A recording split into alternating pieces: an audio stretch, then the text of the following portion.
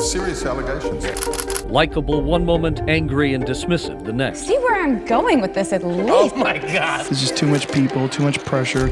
As a host, she's amazing. You knew I liked you. But as a boss, she's a different person. Restaurant owner banned Corden, calling him the most abusive customer since the restaurant opened. I've been walking around thinking that I hadn't done anything wrong. Who said okay to this? Why are you doing this? So, what exactly makes a good talk show host? Is it kindness? You don't take any money for this. No, out of the goodness of your heart. A sense of humor? You're making a lot of money and you're in a big theater. I don't think it's going to last.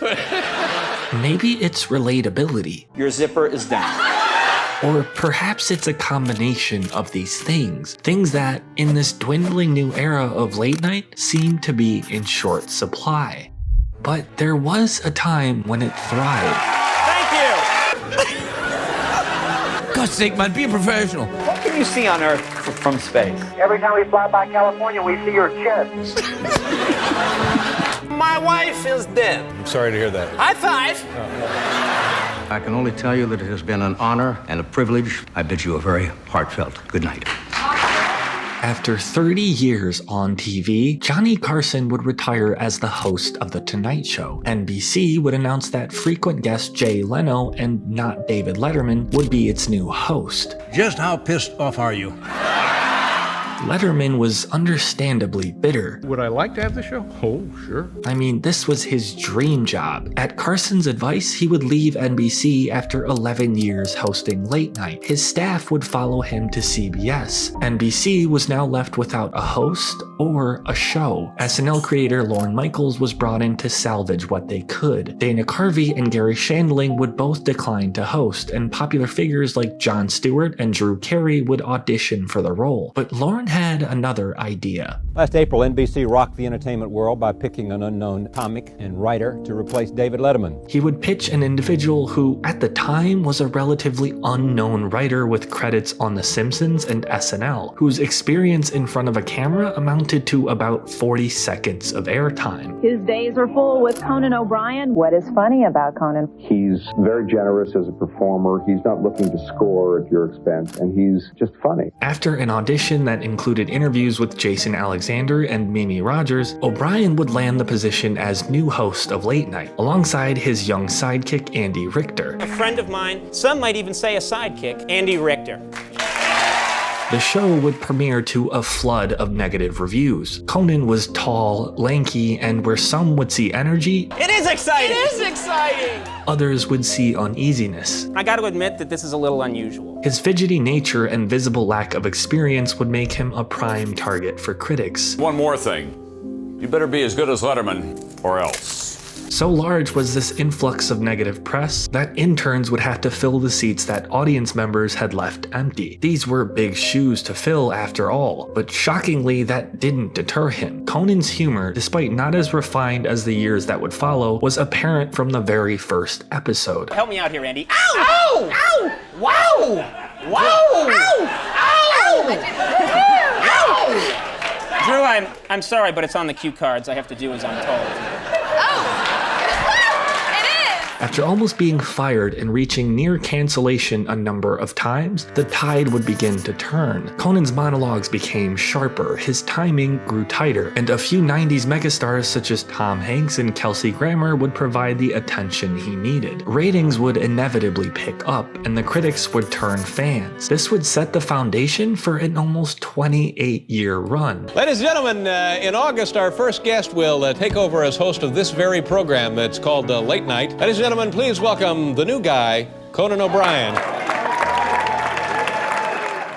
Conan's preferred style of comedy is absurdist, clever, and often dumb humor. One of the most striking images was this shot of North Korea's Kim Jong-un arriving at the summit. Warner Brothers gave me my own security detail. Okay, that's me.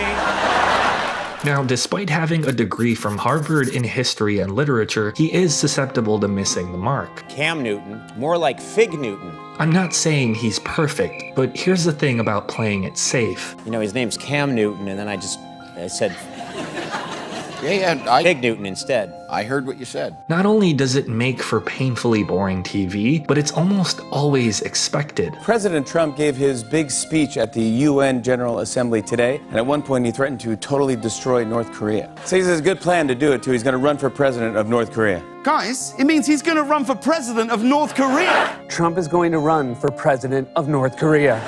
A joke is usually made funnier by completely subverting your expectations. All right, well, Kenny, I'm going to plug you now while this is blindfolded. The album is The Gift. Shut up. What did you say? Conan is not only a master at this, but can do so at the expense of himself. And I didn't even know there was an audience. I'd heard the monologue, but, you know... Self-deprecation is something he uses constantly. When I was growing up, no one ever said ginger. Yeah. It was just like, hey, redhead, and then bang. It not only disarms the viewers and guests, but also humanizes him. Then you watch someone like Jimmy Kimmel, who has a tendency to joke at the expense of everyone else. There's, oddly enough, a yearly Halloween gag where the only goal seems to be making kids cry. Kimmel, unlike Conan, has a tendency to leave guests or staff in the blue about whatever bit he's conjuring up. I can't do this, man. Now, what happened there? Who's Larry? Yeah, Larry is the cinematographer. This is so embarrassing. This creates unnecessary tension and can make guest appearances feel more like a chore. Then you have someone like Jimmy Fallon, whose kindness is not only disingenuous, but wildly overdone. And his belly goes in my mouth. He uses laughter and endearing praise to smother his guests so they feel more at ease. There's no host in late night that pretends to care the way you do. Thank you. I mean, no one captures phoniness the way you do. It's a gift. This eagerness to please the guests and fear of dead air can cause him to habitually interrupt. No. Cool, I sort of... Do they allow dogs at the hotel? Aren't you supposed to let people talk on the show?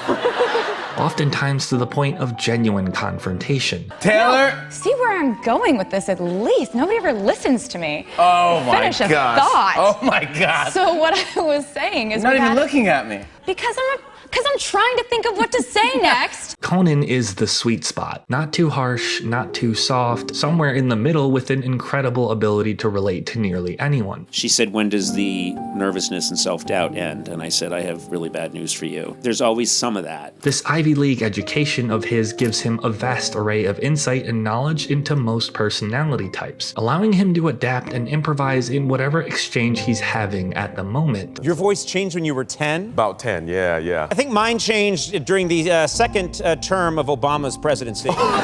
Conan isn't phoning in these conversations. He seems genuinely interested in whatever he's discussing, encouraging his guests to give just that little extra. Then you have his sidekick in Andy Richter, who's just incredible at playing off of a bit. No, I like the ocean. I do. I like the ocean very much. Yeah. Do you float a lot in the ocean? Sure. What do you sink? Might be that cast iron heart.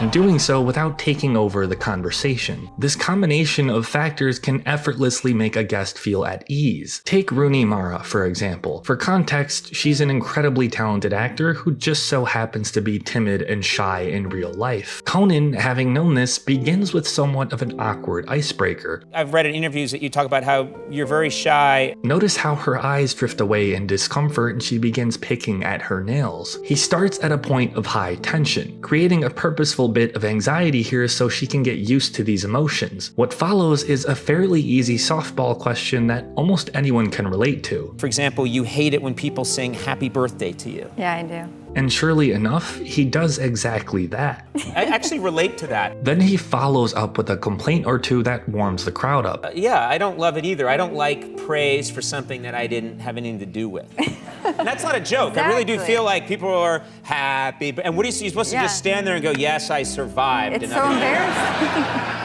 He takes the lead here, gradually chipping away at the initial tension, shouldering the blame for whining here so she won't have to. Now watch what happens in the very next exchange. So you hate it when people give you that kind of attention. Yeah, like when you wrap a film, they announce it and everyone starts clapping, and I hate it. I always turn bright red and I just get really embarrassed. The direct eye contact, the expressive hand gestures, the confident tone. In just around 40 seconds, he's given her the self-assurance needed needed to command the conversation. At this point, he takes his foot off the gas, and the discussion shifts to a more even back and forth. Conan's ability to resonate with almost any guest makes for some pretty incredible and long-running bits, like the one where Paul Rudd substitutes whatever clip from the film he's promoting with a scene from the 1988 sci-fi film Mac and Me. I did bring we can cut to the real one.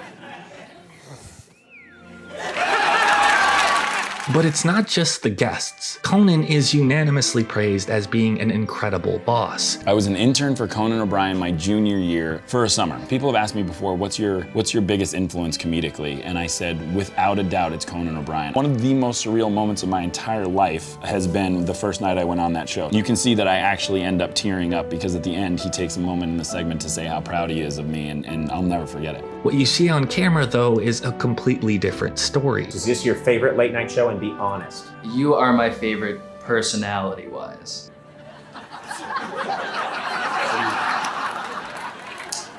Then there's the 2007 writer's strike, where Conan would pledge to pay the salaries of 75 non-writing staffers out of his own pocket should the need arise. He would end up doing exactly that. Or how about the time he'd choose to continue filming Conan using iPhones and no audience during the pandemic, keeping his entire staff on the payroll so none of them would have to file for unemployment. But this is his staff after all. Maybe he's not as kind towards the competition. When David Letterman would air the final episode of The Late Show, Conan would have one simple request for his audience. Okay, it's now 11:35. Oh. Record us, but switch to Dave. Bye! In an industry so fiercely competitive, he'd set the standard by leading with kindness. He said, I think that guy. And NBC said, the writer with the weird hair. His bizarre yet brilliant comedic style was relentlessly innovative. We got about 10 on here, that's all. Yeah? Check this out. Rarely does this man ever give us a half-hearted monologue or a boring hour of television. You have a bird on your, You know, Conan, I'm happy to come on your show, but I don't want to talk about my personal life, okay?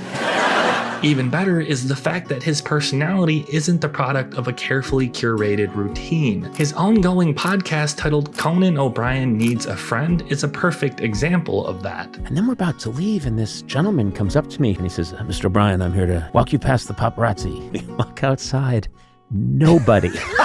In this ever-changing digital climate, hosting will continue to thrive. Networks will continue trying out new figures and ideas. There will always be a demand for a live audience and genuine conversation. When it comes to talk shows, there will always be a new star in the world of late night. But there will never be another Conan O'Brien. I have devoted all of my adult life, all of it, to pursuing this strange phantom intersection between smart and stupid. I will tell you, I think when smart and stupid come together, it's very difficult, but if you can make it happen, I think it's the most beautiful thing in the world. Try and do what you love with people you love, and if you can manage that, it's the definition of heaven on earth.